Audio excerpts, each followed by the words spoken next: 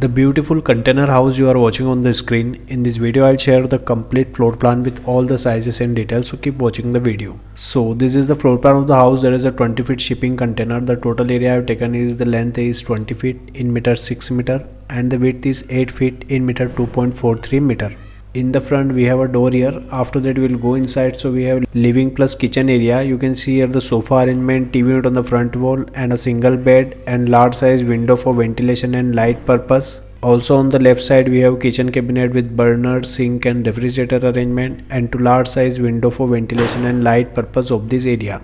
After that we'll go on the left side. So we have common use washroom plus water closet here. You can see here the wash basin, water closet and the shower area, and we have two ventilator for ventilation of this washroom.